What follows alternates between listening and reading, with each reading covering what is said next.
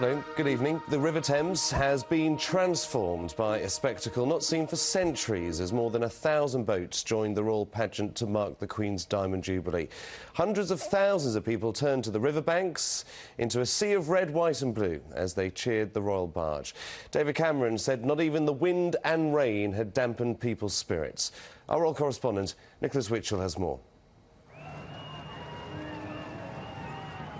It is the river which has been at the heart of the nation's life since London was created. And today the Thames provided the setting for this tribute to the nation's monarch. The Queen has seen many spectacular sights in the 60 years of her reign, but never anything quite such as this on the Thames. A flotilla of 1,000 vessels, led on their 7-mile passage downriver by man-powered boats. The flagship, Gloriana, being helped on its way by the Olympic multi-gold medalist Sir Steve Redgrave, and following along behind, gondoliers from Venice and Maori canoeists from New Zealand. The Queen was aboard a river cruiser transformed for the occasion into a royal barge. Watching the pageant with her, Prince William and the Duchess of Cambridge and Prince Harry.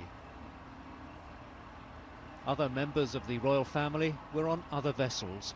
Princess Beatrice and Eugenie, with their father, the Duke of York. Also afloat on the river, the Middleton family, mother and father, and Kate's sister Pippa. Slowly, the flotilla swept downriver, navigating river currents which can often be difficult and dangerous, past the Houses of Parliament and the London Eye.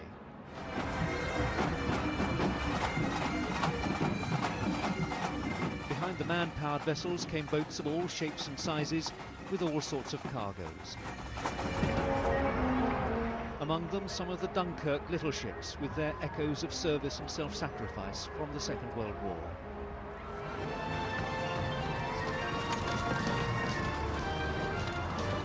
And then something you wouldn't really expect to see on the Thames, a horse. A wooden puppet horse, to be precise, from the award-winning play War Horse on the roof of the National Theatre. Not surprisingly, this was something that caught the Queen's eye. By now, the man-powered vessels were approaching Tower Bridge. The royal barge was making its way rather carefully under the Millennium Footbridge. It seemed rather a tight squeeze as the vessel headed on downriver. It's taken nearly 3 years to plan all of this. The weather hasn't really cooperated. The rain is coming down fairly steadily now. But in a funny kind of a way, it's made the whole event even more British. People quite simply carried on regardless. You know, we're British, we queue in the rain from 6 o'clock in the morning and we stand here watching thousands of ships go by and just to support our Queen and say thank you for being an amazing, amazing monarch. Yeah. Votes, not votes! Votes, not votes! Offering a contrary view, a group of anti-monarchists, about 100 of them gathered by City Hall to express their opposition to the monarchy. By now the weather had really closed in. The hundreds of thousands who'd lined the Thames to show their support and express their gratitude were getting drenched.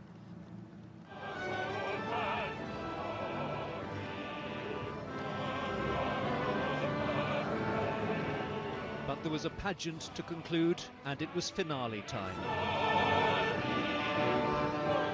It hadn't quite been the show that it might have been. The weather had put paid to that. But the warmth and sentiment that was evident along the River Thames had been very real. The pageant kept calm and carried on. And for once, it wasn't just Elizabeth II who reigned over us. Nicholas Witchell, BBC News, at Tower Bridge. Maddie Savage has been at West India Dock, where some of the boats are mooring for the night. Now, the boats are going to disperse here. That means that they're going on their separate ways. Some people will be sleeping on their boats here tonight, some staying in hotels, others going back along the River Thames to park their boats elsewhere or even travelling to other parts of the country. But one family who are with me now to tell us their story is the Laverick family. Peter Laverick at the head, your boat Verity just behind us. First of all, tell us how the day was for you. Oh, it's stunning. It's a once-in-a-lifetime experience. It's never going to happen again. And what could you see from where you were? what stunned me was the massive number of people on the banks. It was great, absolutely marvellous. They were, I don't know how many deep, you couldn't tell from the river. The rooftops and the balconies, the tops of churches, everywhere. People all over the place. It was a stunning event. And the Queen, at the end, just actually standing on HMS President, still in the pouring rain and still smiling. Oh, it's terrific. Absolutely stunning day. I'll never forget it. And Peter, as we were saying, this is your boat. This is your wife, Elaine. Tell us the story about how Peter acquired this boat. I had surgery on my shoulder and then had to be readmitted to hospital. And he kept coming to the hospital. I was kept in for about 5 days. And he kept coming to the hospital saying, well, I've got to go. I've got to go. And when he collected me, he said, I think we may have bought a boat. And what he was doing was bidding online for this boat while I was in hospital. So I was conveniently out of the way. And I think it was a conspiracy. They put me, because a friend of my son-in-law's did the surgery, and I'm sure that they conspired to put me... Well, we'll leave that to the family. But actually, Elaine, you weren't on the boat. You were elsewhere on another boat. Yes, I was rowing, and it was fantastic to be in among all of the rowing boats. We were at the head of the procession, and there were just so many boats, so many flags. It was just an amazing sight, and the banks was full of people, and the noise and the shouting. You're clearly very cold and very much deserve some rest. We really appreciate you talking to us. And these little ones down here, James and Emily. James, what did you see? Motorboats and a very famous lady. Oh, you can see motorbikes now. You know, that's how we're broadcasting from a bike. It's amazing what you can do these days. And Helen, what's going to happen now to your family? Quite frankly, we're going to go home, get warm and get dry. And Peter, what's happening to the boat? Well, the boat stays here tonight, and then tomorrow we're going to go all the way back up to Windsor. It'll take about 12 hours, I reckon, starting at 10 o'clock in the morning, so hopefully we'll be there by dark tomorrow. Brilliant. Well, while these guys get warm and dry, there are parties starting to happen a little bit further down the river. This area has been really regenerated in the past couple of decades, so lots of luxury flats, restaurants and bars where people are planning to party the night away. Maddie Savage reporting there. Well, one man who can breathe a sigh of relief as the pageant passed without too many nautical problems is Richard Everett, the Chief Executive of the Port of London Authority. My colleague Emily Maitland spoke to him a little earlier. I think we're very, very pleased with the pageant itself. Now we're into the dispersal phase, which has been a bit more challenging because of the weather, and the pageant overran a wee bit, but that's going well. I understand. I've just been talking to the teams, and yeah, generally it's been more challenging, as it were, getting. There was a moment when you thought things might have to be properly adapted because of the speed of the wind. Yeah. What alterations, if any, did you have to make? Well, that would have. We didn't have to in the end. Because the wind was relatively benign as the pageant started. The concern was that particularly the kayakers might not be able to come out in those conditions. But was it much harder for those? I mean, you don't really get a sense, even watching from this view, of just how much effort is going into something like that for the rowers, for the kayakers, you know, the gondoliers.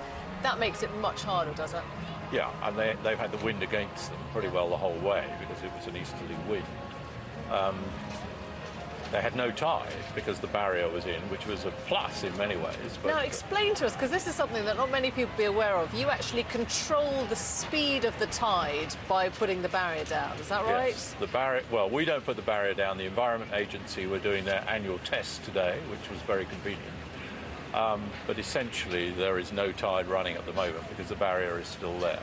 So 4 knots, is that right? Is the maximum? That's what it would normally do. Right. On a normal tide, it would be running at 4 knots. And the extraordinary thing is, you couldn't really have done a dress rehearsal for anything like this, right? So a lot is left to chance. I mean, how carefully are the boat positions sort of diagrammed and laid out? Very comprehensive charts of where the boats are and the times they're going to be through the bridges. The rehearsals, and many rehearsals were done with the tide, so more difficult conditions for the boat operators. Yeah. So these conditions with no tide made it a lot easier for them. Well, London's Battersea Park is just one of the venues where crowds gathered to join in the celebrations. In fact, hundreds of people queued in the rain to get in. And Lorna Gordon spent the day with them as they tried to catch a glimpse of the Queen. They came early and came prepared. Friends and families determined to be part of the big day. How can we miss today? You know, we wanted to get a really good spot, so we knew we had to get up early. We knew we had to invest in some waiting and queuing, didn't we? Yeah, I think it's good because our family's really royal. I'm a bit tired, but it's all worth it because I can't wait to see the Queen, and I think she's very good at being Queen. We all admire the Queen, so 60 years in the same job, it deserves to be rewarded. And when the gates opened, first a trickle, then a rush of people keen to secure the best views.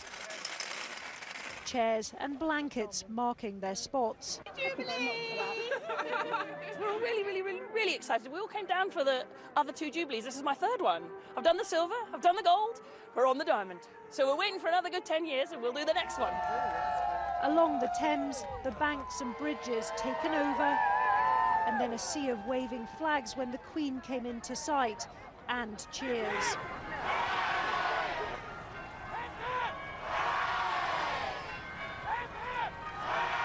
It's really cool because seeing all of the gold and all of the guns and that, it made it look really cool. This is the first royal occasion I've been to. I think it must have taken about 60 years to plan. It's incredible tribute. Such an effort that everyone's gone to. In places, the crowd was 10 deep. People grabbing any vantage point they could as the boats began to appear. We've got sort of a 3-day plan. Yeah. We're going to make the most of everything. We're going to go to Buckingham on Tuesday. We want to see it all. When I saw the Queen, I felt so excited. It's like I've never seen this before. It was quite exciting to see her in the driver's seat of the boat. It's really quite good, yeah. Telescopes, periscopes and cameras capturing this historic river pageant. And for those not able to get close to the water, there were other ways of joining in. Well, the Queen has now passed, but there are still hundreds of boats to go, and every single one of those boats gets a cheer. The crowd enthusiastic, good-natured and patriotic. An outpouring of affection along this famous and familiar river, lined with people joining together to salute the Queen. Lorna Gordon, BBC News, Battersea Park. Well, the celebrations are not just in London. Many thousands are holding their own street parties. In fact, there were over 9,500 road closure applications submitted for England and Wales alone. Our correspondent Chris Buckler reports from a big Jubilee lunch in North Yorkshire. Across the UK, it had been planned that this day of celebration would bring a nation and neighbours together. But to mark the Queen's Diamond Jubilee, people had to battle another great British tradition: the summer weather. I'm so glad that people have been put off by the rain. People have been baking for weeks by the looks of it, and they've really taken on the red, white and blue thing. 60 years ago in Albion Avenue in York, they held a street party to celebrate the coronation. Sylvia and Michael Fillingham were among the crowd then. And 6 decades on, they were back in the same place in honour of the same monarch. Coming out today and seeing what's gone on in the whole country, I just think it just tells people what we are and what we do in Britain. Here, as in so many streets across the country, there was an open invitation. This event about the community as well as the monarchy. So what do you think they're making of this party? Are they enjoying it? I think they're having a blast. I think they look like they're really enjoying it. I think they're a little bit wet, maybe, but... People went out of their way to make this day feel special. This pub in Leicestershire was relaunched as a ship in tribute to Her Majesty. But big lunches planned for some streets were threatened by the weather. Not that it stopped the festivities here in Birmingham, they just moved them indoors. We decided yesterday at 2 o'clock that the weather was going to be awful and we needed to move in from the street to the house. And unfortunately, it is my house, and here we are. Others made similar decisions. In Anglesey, what was to have been a beach party was held instead in the village hall. Although the sun did shine in some places, including parts of Scotland, where the tables were laid out for people to come together over a good Jubilee lunch. There have been quite a few odd sights, but in town centres, villages and individual streets, people have gone to a huge effort to prepare for today. And the flags may have got wet, but that didn't dampen the atmosphere. People will be watching the forecast, however, because the long weekend of events has only begun. Chris Buckler, BBC News, York.